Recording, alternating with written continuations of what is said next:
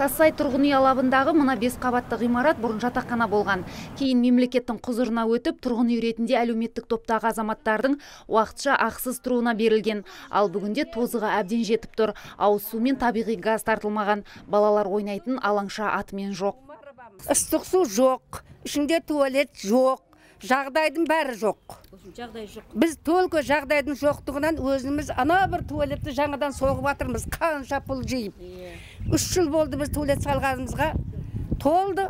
Енді жаңадан құрамыз деп есіміз кетіп, тапқан жаңағы ақшамызды әйтеуір соған беріп отырған адамдармыз. Бірақ біз өте қиыншылықта отырмыз, балам. Әміровтер отбасының жағдайы тіпті ауыр. 10 жылдан бері 4-ші қабаттағы бір бөлмеде 7 адам өлместің күнін кешуде.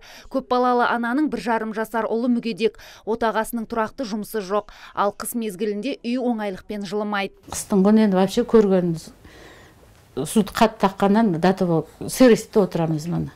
Жақында ғана кішкене ремонт жасап жөндегенбіз осы. Балам осындай денсаулығы жоқ.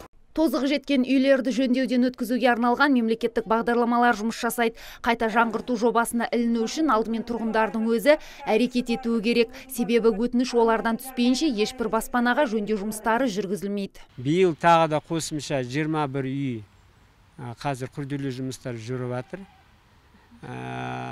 Сондықтан негізі қалада 930 үй бағдарламаға жататын 930 үй бар негізі. Бағдарламаға жататын. Бірақ оны бары шешетін үйдің тұрғындары.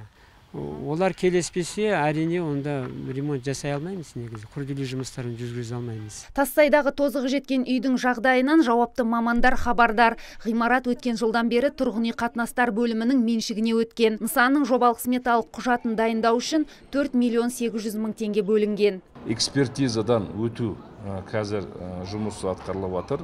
Жылдың аяғына дейін ол да жұмыс бітеді. Оның өзінің мерзімдері бар. Экспертизаға 1 миллион 900 мың қаражат бөлінді қала бюджетінен. Қазіргі таңда ол жұмыстар аяқталатын болса, біз жоспарлап жатырмыз 2018 жылы күрделі жөндеу жұмыстарын атқаруға қаражат бөлінетін. Ұсыныс береміз қаражат бөлуге. Берілген ұсыныстар сессияда мақұлданса, тассайлықтар жаңарған үйде тұрады. Келесі жылы ыстық су, көгілдір отын кіргізіліп, ғимарат толық жөнделмек.